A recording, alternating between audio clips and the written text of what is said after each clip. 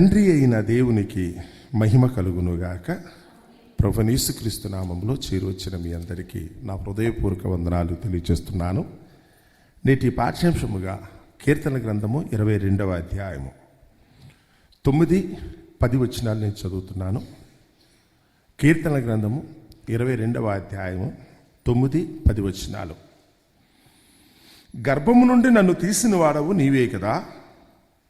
నేను నా తల్లి యొద్ద స్తన్యపానము చేయుచుండగా నీవే కదా నాకు నమ్మిక పుట్టించితివి. గర్భవాసినైనది మొదలుకొని నాకు ఆధారము నీవే. నా తల్లి నన్ను కన్నది మొదలుకొని నా దేవుడవు నీవే. దేవుడు తన పరిశుద్ధ వాక్యమును మన వినికిడిలో దీవించి ఆశీర్వదించునుగాక. ఆమేన్. మరి చదవబడిన ఈ కీర్తన దావీదు యొక్క రచన. ప్రభువైన యేసుక్రీస్తు వారు చనిపోయే ముందు సిలువలో పాడుకున్న పాట. సిలువలో ఆయన శ్రమకాలం, ఆయన మరణకాలం సమీపించినప్పుడు, సిలువైపోయినప్పుడు సిలువలో పలికిన 4వ మాటగా ఈ కీర్తన చెప్తారు. నా దేవా నా దేవా నన్నేలా చేయి విడిచితివి అని. చాలా ఇంపార్టెంట్ అండి. యేసుప్రభువు వారు సిలువ మరణం పొందటానికి కరెక్ట్గా 1000 సంవత్సరాల క్రితం దావీదు గారు ఈ కీర్తన రాశారు. రాబోతున్న శ్రమ ఎలా ఉంటుందో అన్న సంగతిని, ప్రభువైన యేసుక్రీస్తు వారు సిలువలో ఎలాంటి శ్రమను అనుభవించబోతున్నారన్న సంగతిని తెలియపరచడం కోసం 1000 సంవత్సరాల క్రితం దావీదు గారు రాశారు. ఈ రోజు నుంచి కూడా ప్రపంచవ్యాప్తంగా ఈ 2024 సంవత్సరపు శ్రమకాలపు రోజులు 40 రోజుల పాటు, ఈ రోజు నుంచి 40 రోజుల పాటు ప్రపంచమంతా కూడా ప్రభువైన యేసుక్రీస్తు యొక్క శ్రమలను, ఆయన మరణాన్ని జ్ఞాపకం చేసుకుంటూ ఈ 40 రోజులు పాటిస్తారు. కొరింథీయులకు రాసిన పత్రిక మొదటి పత్రిక 11వ అధ్యాయము మనం 23వ వచనం చదువుతున్నప్పుడు ప్రభువైన యేసుక్రీస్తు యొక్క శరీరాన్ని, రొట్టెని తీసుకున్న భాగంలో ఎవరైతే కనుక యేసు యొక్క శరీరం, రొట్టె స్వీకరిస్తారో, అంటే ప్రభురాత్రి బోధన సంస్కార కార్యక్రమంలో ప్రభువు బలలో ఎవరైతే పాలు పంపులు పొందుతారో వారు చేయాల్సిన పని గురించి అక్కడ రాయబడి ఉందండి. ప్రభువు వచ్చే వరకు ఆయన మరణమును ప్రచురించాలి. ఈరోజు ఎవరన్నా ఒకరి కనుక యేసు యొక్క శరీరంలో, రక్తంలో పాలు పంపులు పొందిన వారు ఉంటే వారి యొక్క విధి ఏంటంటే కనుక ప్రభువైన యేసుక్రీస్తు యొక్క మరణాన్ని ప్రపంచానికి తెలియపరచాలి. ఇది ఒక ఆచారం కాదండి, ఇది ఒక సాంప్రదాయం కూడా కాదు, ఇది బాధ్యత.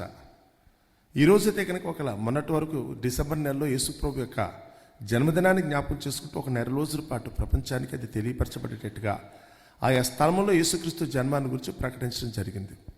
ఇప్పుడు రాబోయే అయితే కనుక దాదాపు 45 రోజుల పాటు, అంటే 40 రోజుల పాటు శ్రమకాలాలు ప్రభువైన యేసుక్రీస్తు రాజుగా అభిషేకించబడినది మొదలుకొని, అంటే మట్ల ఆదివారం మొదలుకొని మరలా ఈస్టర్ ఆదివారం వరకు కూడా మళ్ళీ ఆయన గురించి, ఆయన మరణం, తిరిగి పునరుద్ధానాన్ని గురించి మళ్ళీ ప్రకటించే రోజులు. సో ఈ రోజు నుంచి ఆ కార్యక్రమం మనం ప్రారంభించబడుతుంది. ఏం తెలుసుకుంటారు ఈ శ్రమకాలంలో అనేది ఈరోజు మనం చదువుకున్న మాట.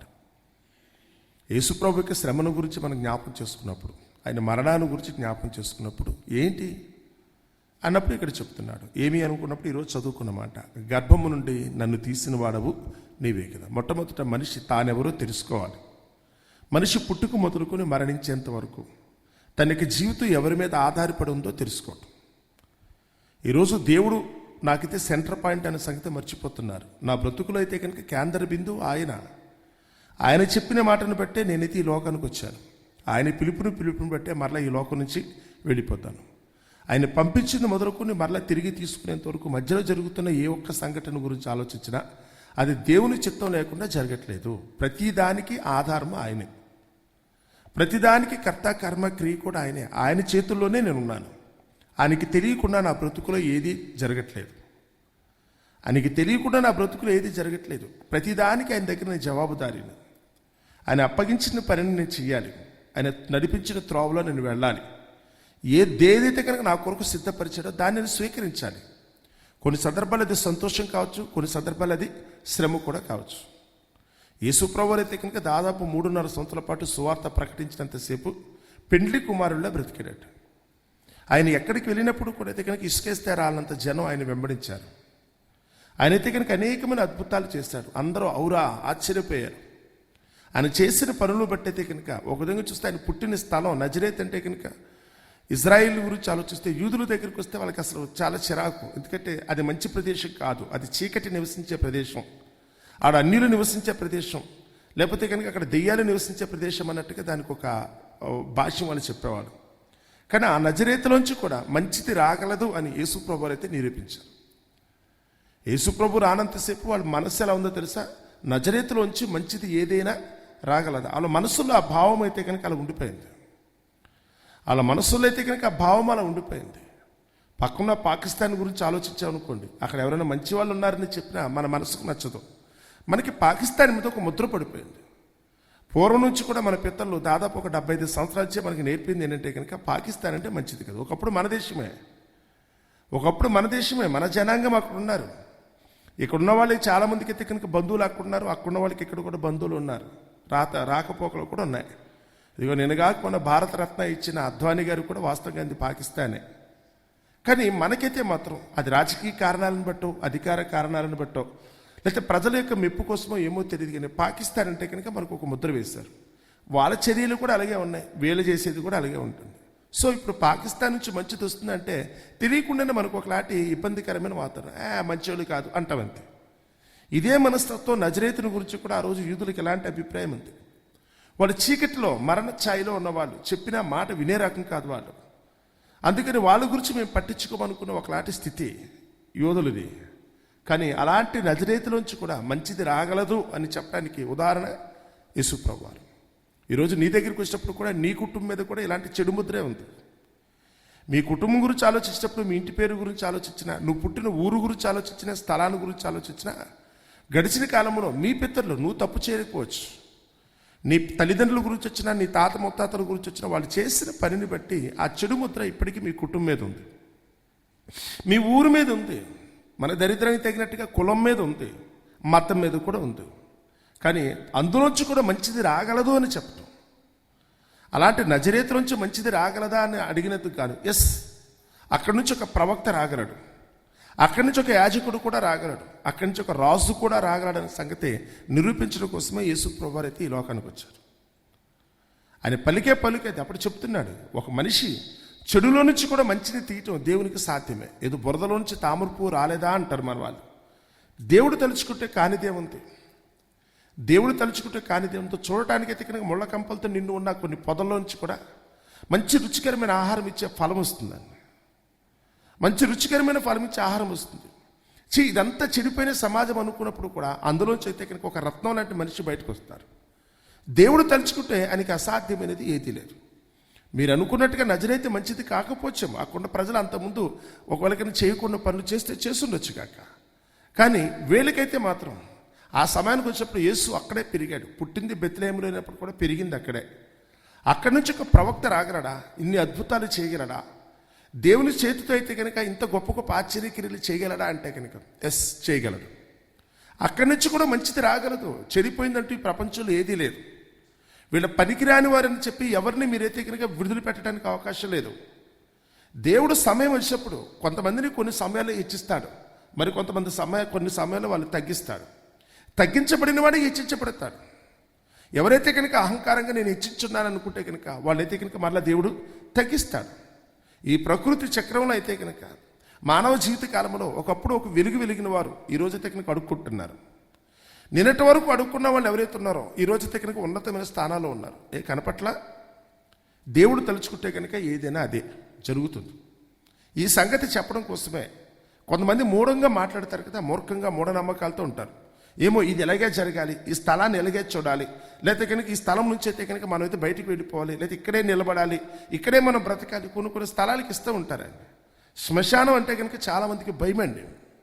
ఎందుకంటే అక్కడ ప్రేతలు ఉంటారు, చనిపోయిన ఆత్మలు తిరుగుతూ ఉంటాయి. చనిపోయిన తర్వాత అక్కడ తీసుకెళ్ళి వాళ్ళకి అంత్యక్రియలు జరిగిస్తారు. ఇలాంటి చోటుకు రాకూడదు అనుకునే పరిస్థితి. కానీ ఆ స్థలాన్ని కూడా ఒక విధంగా చూస్తే కనుక దర్శనీయ స్థలంగా చేయటం యేసుప్రభుని బట్టి సాధ్యమే. ఒక శ్మశానం అనుకున్నప్పుడు, లేదా కనుక దొంగలకి శిక్ష వేసే ఆ కల్వరి కొండ అనుకున్నప్పుడు కూడా దానిని కూడా ఒక మంచి గొప్ప ఉన్నతమైన స్థలంగా తీర్చిదిద్దడం అనుకున్నప్పుడు యేసుప్రభులో జరిగింది. ఆయన మరణము కూడా గొప్పదైపోయింది. ఆయన మరణించిన స్థలము కానీ సమాధి చేయబడిన స్థలము కూడా ఈరోజు ప్రపంచానికి అయితే కనుక అదొక గొప్ప స్థలం. ప్రపంచంలో అత్యధిక మంది అయితే కనుక ఎక్కువ శాతం, ఒకవేళ ప్రపంచ జనాభా 750 కోట్ల నుంచి 800 కోట్లు ఉందని వాళ్ళు లెక్కేస్తున్నారు. ఇందులో ఖచ్చితంగా ప్రతి ఒక్కరు కూడా ఆ స్థలాన్ని చూడాలని ఆశపడతారు.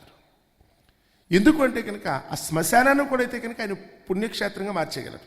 దేవుడు తలుచుకుంటే జరిగేది అది. యేసుని బట్టి ఆ పని చేశాడు కదా ఆయన.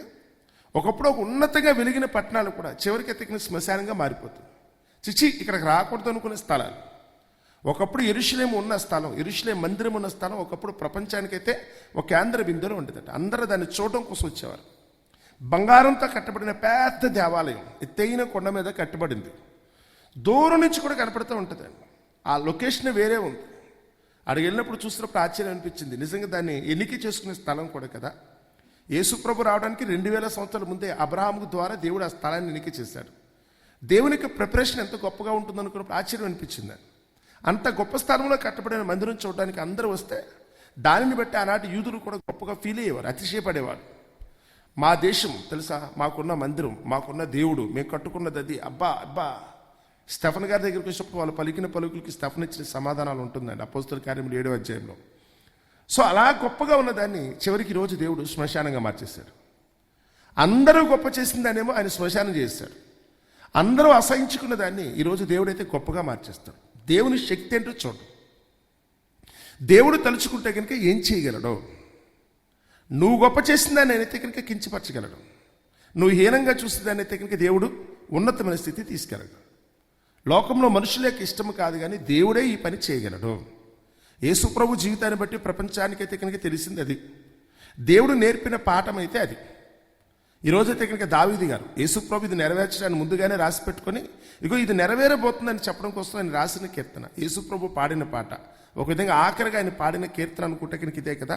ఆయన అంటారన్నమాట, గర్భము నుండి నన్ను తీసిన వాడవు నీవే, నేను రాలేదు. గర్భం నుంచి తీయాలనుకుంటే ఎవరు తీయాలి? ఆ తల్లి యొక్క గర్భం నుంచి ఒక బిడ్డ బయటికి రావటం అనుకున్నప్పుడు అపూర్వం కదా. ఒక విధంగా చూస్తే కనుక అది సాధ్యమా అనుకున్న మనుషులందరూ కూడా అయితే కనుక ఆశ్చర్యపోతారు. కానీ అలాంటి గొప్ప క్రియను కూడా అయితే కనుక దేవుడు చేయగలడు. తల్లి గర్భం నుంచి అయితే కనుక నన్ను తీసిన వాడవు నీవే కదా, నేను నా తల్లి యొద్ద స్తన్యపానము చేయుచుండగా, అనగా పాలు తాగుతున్నప్పుడే నీవే కదా నాకు నమ్మిక పుట్టించింది. నేను చిన్నప్పుడు ఏ ఆహారం తీసుకుంటే బాగుంటుందో, పుట్టిన వెంటనే చికెన్ మటన్ పెడితే కనుక కుదరదు కదండి. ఏ ఫిష్ ప్రాణ పెడితే కనుక కుదరదు, తినలేడు. పుట్టిన వెంటనే బిడ్డకి ఏ ఆహారం పెడితే బాగుంటుంది? ఎవరు నిర్ణయించారు? మనుషులా? ఆ సమయానికే ఆ కన్న తల్లికి, అప్పటి వరకు తల్లి గర్భంలోంచి పుట్టిన బిడ్డ పుట్టేంత వరకు కూడా ఆ బిడ్డకి అయితే కనుక స్తన్యపానం ఇవ్వటం అంటే తల్లికి తెలియదండి. ఆమె స్తన్యంలోంచి అయితే కనుక బిడ్డకి సరిపడే ఆహారం అప్పుడే స్టార్ట్ అవుతుంది. బిడ్డని కన్న తర్వాతే పాలు ఇవ్వటం అనేది స్టార్ట్ అవుతుంది. బిడ్డకి అవసరం ఉన్నంత వరకే మరి ఆ పాలు వస్తాయండి. మళ్ళీ బిడ్డ 1 సంవత్సరం 2 సంవత్సరాలు వచ్చినప్పటికల్లా వీడికి పాలుతో అవసరం లేదు, బయట బాగానే తినేస్తున్నాడు అనుకునేటప్పటికీ ఆటోమేటిక్గా పాలు రావటం ఆగిపోతాయండి. అంటే పుట్టిన బిడ్డకి పాలు ఇస్తేనే అది మాత్రమే సంపూర్ణమైన ఆహారం అన్న సంగతి మొట్టమొదటికి నేర్పింది ఎవరు? దాన్ని పురమాయించింది ఎవరు? ఆ పాలు రావటం అనుకుంటే నువ్వు నేను అనుకుంటూ జరుగుతుందా? ఎప్పుడు పడితే అప్పుడైతే కనుక వచ్చేస్తే సరిపోద్దా? పుట్టిన బిడ్డ కొరకు దేవుడు ఇచ్చిన ఆహారం. దేవుడు నన్ను చూస్తాడు, నాకేమీ ఎక్కర్లేదు, తినే ఓపిక లేకపోయినా, నోట్లో పళ్ళు లేకపోయినా, దాన్ని జీర్ణించుకునే శక్తి నాకు లేకపోయినప్పుడు ఇక్కడ ఐ డోంట్ కేర్. ఎందుకంటే నా శరీరం పెంచి పోషించబడటానికి తగిన ఆహారం నా తల్లి నుంచి నాకు వస్తుంది. ఆ తల్లి ఇచ్చే ఆ మృదువైన, ఒక విధంగా చూస్తే ఇక్కడికి ఏమనాలి, అంత చక్కటి సంపూర్ణమైన ఆహారం ఆ పాలే కదా. ఆ పాలిస్తే చాలా బిడ్డ తెగనికి ఎదుగుతాడు. బుద్ధున్నవాడికైతే కనుక ఎవరైనా ఇక్కడ కూర్చున్న మనము కూడా ఆలోచిస్తే దేవునికి చిత్తం ఏంటి తెలుసుకోవడం. నేను పుట్టిన వెంటనే నాకు ఏది కావాలో దేవునికి తెలుసు. ఆదామును తయారు చేసిన వెంటనే అతనికి ఏం కావాలో దేవుడు తెలుసుకునే కదా. ఆదామును సృష్టించిన వెంటనే ఆయన ఏదైనా వనాన్ని అయితే కనుక వేయటం జరిగింది. ఏదైనా వనంలో సకల ఫలవృక్షములన్నిటినీ నాటించడం జరిగింది. అందులో ఉన్న ఫలవృక్షములన్నిటినీ తీసుకుని నువ్వైతే కనుక జీవించు. వాటినంతటిని చక్కగా సేద్యం చేసుకో. నీ ఆహారం అదే. పుట్టిన వెంటనే నీ అవసరతను గుర్తెరిగే దేవుడు. ఈరోజు నీ దగ్గరికి వచ్చేటప్పుడు కూడా నీకు అవసరత ఏంటో దేవునికి తెలియకుండా మాత్రం లేదండి. దేవునికి నీ అవసరత తెలుసు. అందుకని అంత చక్కగా దేవుడైతే కనుక సమస్తమును కూడా నీ కొరకు నిర్ణయించాడు. మొదట దేవుని గొప్పతనం ఏంటో తెలుసుకోవడం. యేసుక్రీస్తు మరణంలో మనం తెలుసుకున్నది కూడా అదే. ఆయన జీవితాన్ని చూసినప్పుడు చెప్పింది, నేను తల్లి యొద్ద స్తన్యపానము చేయుచుండగా నీవే కదా నాకు నమ్మిక పుట్టించితివి. గర్భవాసనేది మొదలుకొని నాకు ఆధారము నీవే. నా తల్లి గర్భములో ఉన్నప్పటి నుంచి కూడా నువ్వే కదా నాకు ఆధారం. నేను పిండమున ఉండగా నీ కన్నులు నన్ను చూచెను. నియమింపబడిన దినముల్లో ఒకటైనను కాకమునిపే నా దినములన్నీ నీ గ్రంథములో లిఖితములాయని కదా అంటారు 139 కీర్తన చదువుతున్నప్పుడు. నేను తల్లి గర్భంలో పిండముగా ఉన్నప్పుడే నీ కన్నులు నన్ను చూచే కదా ప్రభువా. దానిని బట్టే కదా నేను ఇలా ఉన్నాను. నీ క్షేమాన్ని, అంటే నువ్వు అనుగ్రహించిన క్షేమాన్ని బట్టి కదా ఈరోజు కూడా ఇంత భద్రంగా ఉండటానికి అవకాశం కలిగింది. నువ్వు సమకూర్చిన దానిని బట్టే కదా, నువ్విచ్చిన ఈ అవయవాలను బట్టే కదా నేను ఇలా ఉన్నాను. నేనైతే మాత్రం గర్భవాసిని మొదలుకొని నాకు ఆధారము నీవే, నా తల్లి నన్ను కన్నది మొదలుకొని నా దేవుడవు కూడా నీవే. ఒకవేళ తల్లి గర్భంలో ఉన్నంతసేపు నీ సెక్యూరిటీతో నేను ఉన్నాను. నేను బయటకు వచ్చిన తర్వాత, నా తల్లి గర్భం నుంచి బయటకు వచ్చిన తర్వాత కూడా నాకు ఆధారం నువ్వే కదా. అంటే దేవుని ఆధారం చేసుకుని నేను బ్రతుకుతున్నాను. యేసు ప్రభు ఈ లోకానికి అయితే కనుక తెలియచేసిన జీవితం గురించి వస్తే కనుక నువ్వు చెప్పిందే, నువ్వు చెప్పిన మాటను బట్టే నిన్ను ఆధారం చేసుకుని నేను జీవిస్తాను కదా అని. అందుకని ఆయన చనిపోయేటప్పుడు కూడా ఆఖరిగా పలికిన పలుకేంటి తెలుసా? తండ్రి నీ చేతికి నా ఆత్మను అప్పగించుకుంటున్నాను. తండ్రి నీ చేతికి నా ఆత్మను ఎందుకంటే నువ్వే నాకు ఆధారం. నేనంటూ ఉన్నాననుకుంటే కనుక అది కేవలం నీ చిత్తం ప్రభువా.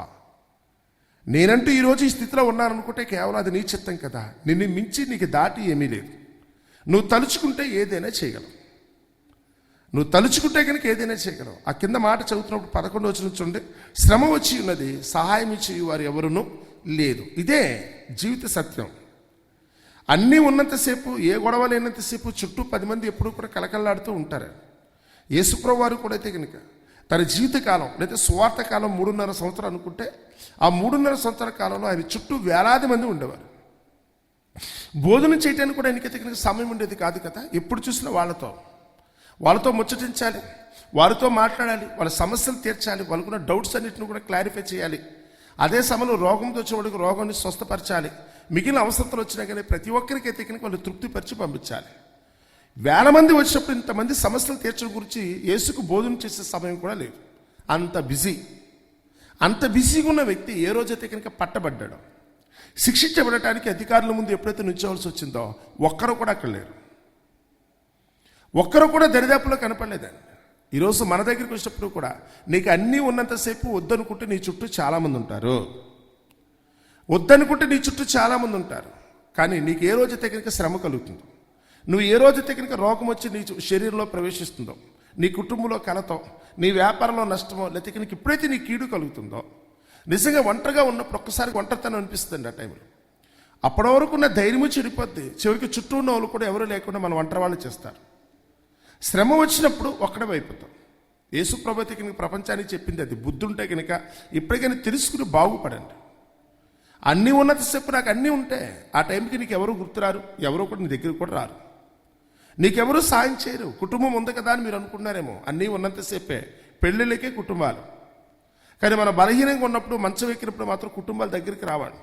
నీ కులం అనుకున్న అంతే. నీ దగ్గర అన్నీ ఉన్నంతసేపు నీ వల్ల వాళ్ళకి ప్రయోజనం అంతసేపు నీ కులస్తులు నువ్వు చుట్టూ తిరుగుతారు.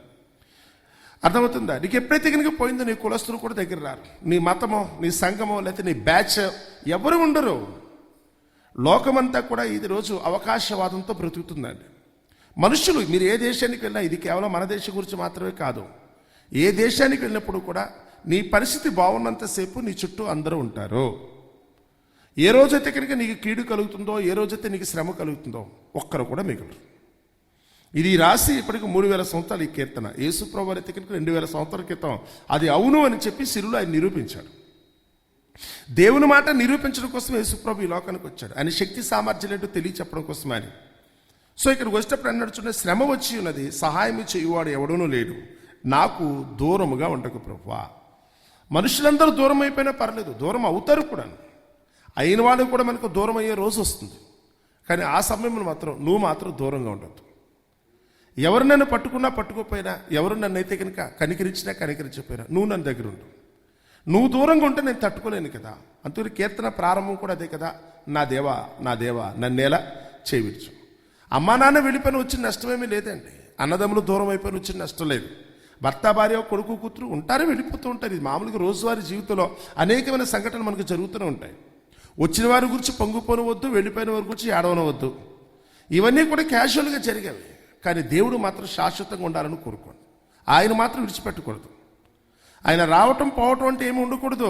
ఆయన ఎప్పుడో వచ్చాడు. నీ తల్లి గర్భంలో ఉన్నప్పుడే నీకు ఆధారం ఆయన. ఆ రోజు నుంచి ఈ రోజు వరకు మాత్రం ఆయన నిన్ను చూస్తూనే ఉన్నాడు. ఒకడు ఆయన విడిచిపెట్టే పరిస్థితి మనకు వస్తే కనుక అన్నిటికంటే అదే పెద్ద ఘోరం అయిపోతుంది. దేవుడు కనుక మనం విడిచిపెట్టినా, దేవుడు మనల్ని విడిచిపెట్టినప్పుడు కూడా చివరికి మన బ్రతుకు యెహోవాను విడిచి వేరొకరిని అనుసరించే వారికి ఏమవుతుందట, శ్రమలు విస్తరిస్తాయి కదా అని. ఈరోజు అలాంటి దురదృష్టకరమైన స్థితికి మనం వెళ్లకుండా ఉండాలనుకుంటాం. యేసు యొక్క జీవితం, ఆయన శ్రమలో మరి ముఖ్యంగా ఆయన మరణం యొక్క కారణం, ఏం చెప్పాలని దేన్ని నిరూపించడం కోసం యేసు శిలువలో ప్రాణత్యాగం చేస్తాడో అది ఎవరైతే గ్రహిస్తారో, ఎవరైతే కానీ దాన్ని సరిగా అర్థం చేసుకుంటారో నిజంగా వాళ్ళ బ్రతుకు ధన్యకరంగా ఉంటుంది. మనిషి యొక్క జీవితం ఎలా ఉంటుందనేదే యేసుప్రభు అయితే అక్కడ చెప్పిన మాట. మరలా చదువుతున్నాను చూడండి, ఈరోజు పాఠ్యభాగం చదువుతాను.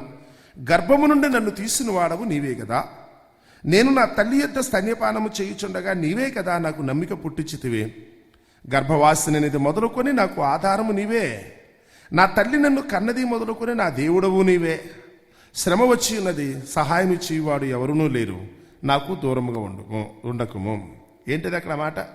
లోకంలో మనుషులే నమ్ముకోలేదు ప్రభా, నా తల్లి గర్భవాసినది మొదలుకొని నాకు ఆధారం నిన్నే కదా నేను నమ్ముకున్నాను, నిన్ను విడిచిపెట్టలేదు. నేను తల్లి యొక్క స్తన్యపానం చేసినప్పుడు కూడా, పాలు తాగుతున్నప్పుడు కూడా సహజంగా ఇది అంటారు కదా, కొంతమంది అయితే కనుక వాళ్ళు పుట్టినప్పటి నుంచి కూడా వాళ్ళైతే కనుక ఇలా ఉంటారండి, ఇలా నేర్చుకున్నారండి, వారు పాలు తాగే వయసులో కూడా ఇలా వచ్చారు కదా అని చాలామంది చెప్తూ ఉంటారు. వారు పుట్టుక నుంచి అయితే కనుక పాలు తాగుతున్నప్పటి నుంచి వాళ్ళైతే కనుక ఇంత గొప్పవాళ్ళని చెప్పడం. కానీ ఇక్కడేం చెప్తున్నా తెలుసా, నా తల్లి దగ్గర నేను పాలు తాగుతున్నప్పటి నుంచే నేను దేవుని మీద ఆధారపడడం నేర్చుకున్నాను. నాకు విశ్వాసం కలిగింది అక్కడే. ఆ దేవుని యొక్క గొప్పతనం ఆ రోజు నుంచి నాకు తెలుసు. నేను నమ్ముకునేది నిన్నగాక మొన్న కాదు, నా తల్లి గర్భంలో ఉన్నప్పటి నుంచి నాకు ఆధారం అన్న సంగతి అర్థమైంది. నేను పాలు తాగుతున్నప్పటి నుంచి కూడా నేనైతే మాత్రం ఆయన ఎందుకు విశ్వాసం నుంచి నేర్చుకున్నాను. కాబట్టి ఈరోజు శ్రమ వచ్చింది, నేను మనుషుల వైపు చూడట్లేదు, కానీ నేను నమ్ముకున్నాను కదా, కాబట్టి నాకు దూరముగా ఉండకుండా నాకు సహాయము చేయమని యేసుప్రభు ఆ రోజు అడిగారు. ఈరోజు మన దగ్గరికి వచ్చినప్పుడు కూడా జాగ్రత్త అండి. ఈరోజు ఎవరినో నమ్ముకుని మీరు ఉంటున్నారేమో, యేసుప్రభుని చూసినైనా కానీ మీరు నేర్చుకోవాలి. ఎవరు బ్రతికైనా కానీ యేసులాగానే ఉంటుందండి. లోకంలో ఏ ఒక్క మనిషి దగ్గరికి వచ్చినప్పుడు కూడా ఏ దేశస్తులని ముఖ్యం కాదండి. లోకంలో మనుషులైతే కనుక నా వల్ల మీరు ఉంటారని ఏ ఒక్కరూ చెప్పలేదు. యేసుప్రభు మా గురించి చెప్పినప్పుడు మాత్రమే ఆయన బ్రతుకులో ఏది సంభవించిందో మీకు కూడా అదే సంభవిస్తుంది. ఆయనలా కనుక మనం ఉన్నట్టయితే కనుక, ఆయనలా జీవించినట్టయితే భవిష్యత్తును గురించి కంగారు పడాల్సిన ఆవశ్యకత రాదు. ఎందుకంటే యేసుకి ఏది సంభవించిందో అదే సంభవిస్తుంది. ఒకళ్ళ లోకం నుంచి ఆయనకి తాత్కాలికంగా శ్రమలు వచ్చిన మరణించేంత వరకు వాళ్ళు చంపేసినప్పుడు కూడా నో ప్రాబ్లం, నేను నమ్ముకున్న నా దేవుడు నన్ను మరణం నుంచి కూడా తిరిగి బ్రతికించగలడనుకున్న రుసువు లేకపోతే కనుక ఆ ధైర్యం యేసును బట్టి ప్రపంచానికి వచ్చింది. కాబట్టి నేటి నుంచి జరిగే మరి శ్రమకాలంలో మనం అందరము కూడా మొట్టమొదటిగా గ్రహించాల్సిందల్లా ఒకటే, దేవుని యందు విశ్వాసం ఉంచడం. యేసు ప్రభు దేవుని యందు విశ్వాసం ఉంచాడు కాబట్టి చనిపోయినప్పుడు కూడా ఆయన ఏం చేశాడు? తిరిగి లేచాడు. వారు పోగొట్టుకున్నప్పుడు కూడా నీ తిరిగి పొందుతావు. ఇది కేవలం మరణాన్ని గురించే కాదు, నీ బ్రతుకుని దగ్గరికి వచ్చినప్పుడు కూడా అంతా అయిపోయిందని నువ్వు అనుకుంటున్నాయేమో, ఏమీ కాదు. మరలా ఆయన దగ్గరికి చాప చుట్టినట్టుగా వెనక్కి తిరిగి తీసుకురాగల శక్తి కలిగిన వాడు. ఆయన దగ్గర నీ జీవితాన్ని మరలా నూతనపరచగలిగే శక్తి కలిగిన వాడు. దేవుని యొక్క గొప్పతనం అలాంటిది. మరి అట్టి గొప్ప దేవుడిని మనం అందరం కూడా అయితే కనుక మనం మన ఇష్టలుగా చేసుకోవడానికి, ఎల్లప్పుడూ కూడా ఆయన ఎందుకు విశ్వాసులుగా మనం ఉండటానికి, ఆ విశ్వాసమును బట్టే రేపటి దినాన మనమందరం కూడా తిరిగి లేచి ఆ పరలోకం చేరుకోవటానికి మనందరం కూడా ప్రయత్నిద్దాం. అట్టి కృప దేవుడు మనందరికీ దయచేయునుగాక. ఆమెన్.